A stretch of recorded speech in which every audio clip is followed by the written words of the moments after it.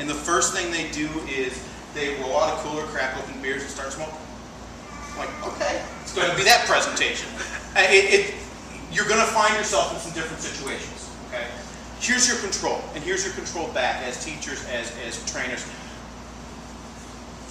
Once you get used to this, Rick and Holly and new trainers, you're going to get good enough to do it where if you had to turn it all off, it's exactly what Jason was saying.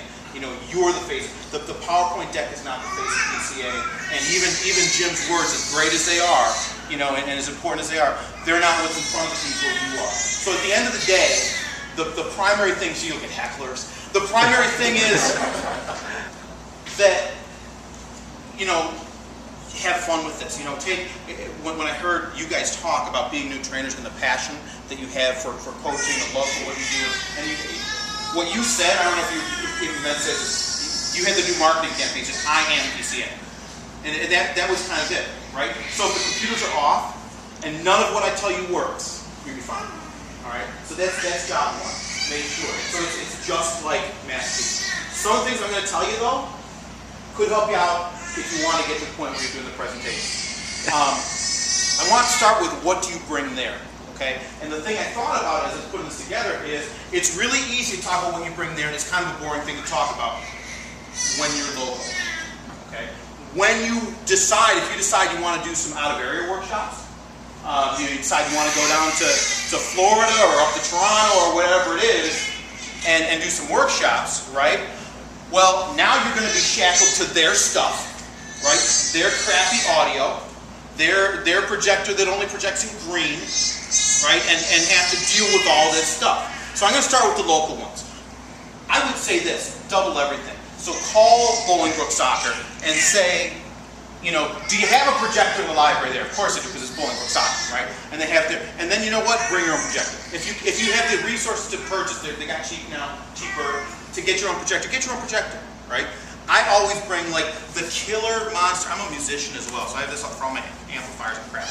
But I actually played at Harmony Fest last year, so I know. I was like, hey Ryder, how you doing? But I have like the killer power strip of all time. It's also a 25-foot cord. Because here's what happens. You're gonna be presenting in a school where none of the people there work for the school.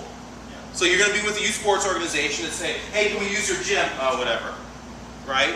Our maintenance guy's gone because they leave at 3 because they're, union or whatever they are. And now you have cords and things like that. I keep a bunch of stuff in my trunk. I keep speakers in my trunk. I'm going to show you the best speaker to buy too. It's too expensive, but it's worth buying. I'll tell you what. So you want to be self-sufficient when you're local. And it's nice to be local because you can be self-sufficient. I'm going to give you some tips for when you're not self-sufficient, when you're not local. When I'm working with teachers, okay, you always have your laptop. Ruben said, you want to use my laptop? Always say no. You have your laptop. You know your laptop, you know how it works. Especially if you're a PC user. Now the Mac stuff tends to be a little bit more consistent. If you're a Mac user, you go from one MacBook to another, they're probably more similar. The PC's across the board. You don't know what you're going to get, right? Use your own stuff. And the primary problem teachers have, and the primary problem anybody has who's presenting, is sending this video signal to here. It sounds stupid. Now what's supposed to happen, right, with your Mac, your PCs, you plug it in, and it figures it out, and then it screws up all the icons on your screen like it did with mine, because it screens the screen, right? That's what happens. And that's fine. I don't care about the icons on my screen. That's no big deal.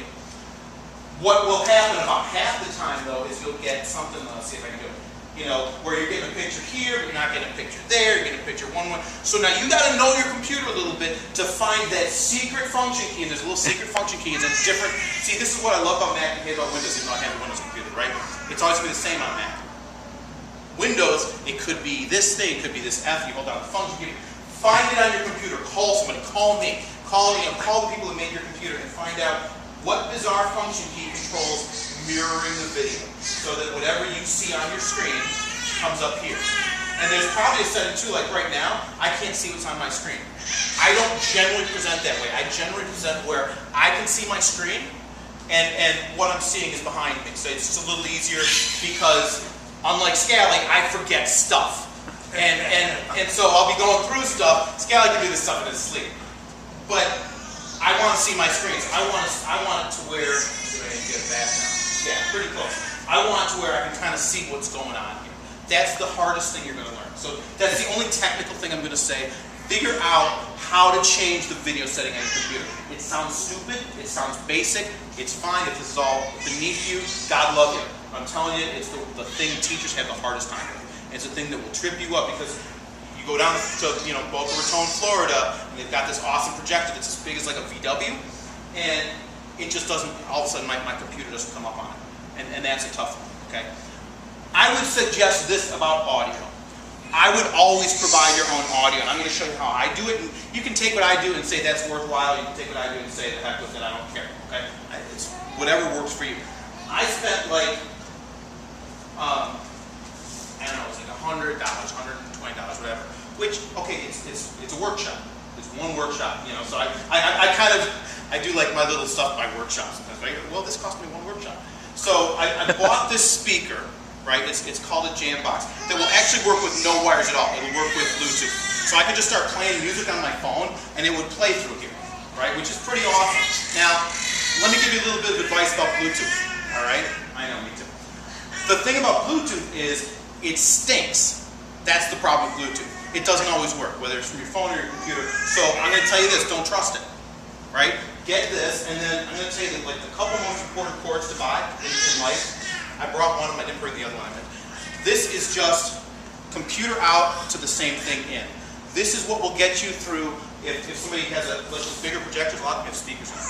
So you can just kind of punch it in there. Or the other one I have that I didn't bring today is a very long version of having from the computer out to 2 RCA cables in, so it goes right into the projector. Like this projector, if I was stuck, forgot my speaker, and I have the cables that I ran, I'd be okay. All right, so I start out with that. So get one of these, you go to Radio Shack, you're going to spend $10, okay? Get one of these, and then you're going to spend like $100 on this, or whatever it is.